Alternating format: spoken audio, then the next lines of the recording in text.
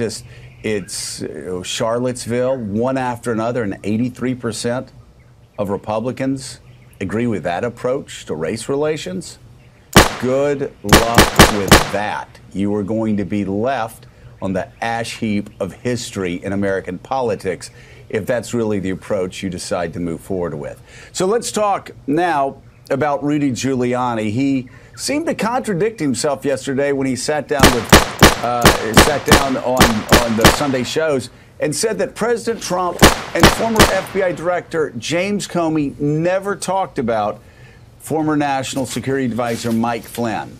But Giuliani and other Trump officials have indicated always in the past that the president did discuss Flynn with Comey. This is what Giuliani said yesterday, followed by comments he made last month. What happened in that conversation with Comey about Michael Flynn? What exactly did President Trump say?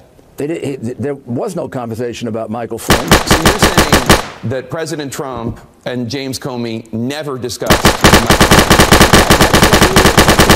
If you ask that question, they already know that. So why are they asking us for him to repeat what they already know under oath? And you're also saying that a month ago you didn't tell ABC News that he said something along the lines of can you give him a break? No, I did not. I said that is what Comey says. The reality is Comey, in some ways, ends up being a good witness for us. How is he a good witness for the president if he's saying that the president was asking him, directing him, in his words, to let the Michael Flynn investigation go? He didn't direct him to do that. What he said to him was, can you give him a break? Comey says he...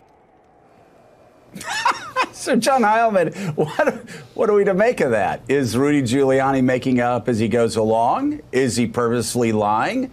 Does he have early onset of dementia?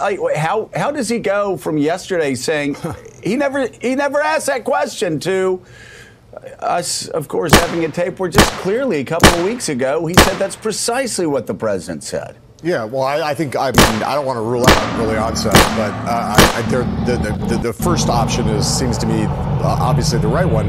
I mean, Giuliani, as I said before, his credibility is basically zero on pretty much everything at this point because he's contradicted himself over and over and over again. But we are now veering into a new terrain in terms of the kind of deception that they're trying to perpetrate and that he's trying to perpetrate in this context. It is not just the case that this is not a question of Jim Comey's word versus Donald Trump's word, Jim Comey's word today versus Rudy Giuliani's version of Donald Trump's reality today. You have Jim Comey's contemporaneous notes from the time. You have contemporaneous notes of other people that Jim Comey reported the conversation to at the time. You have people, every account of this that's been given by everyone, including many people who are allies of the president, suggest that conversation did take place. There's lots of dispute around the details, around what did Trump intend, around what did he mean, around what did he know about the state of the Flynn investigation at that moment. Many of those things are in dispute. What has never been in dispute until this weekend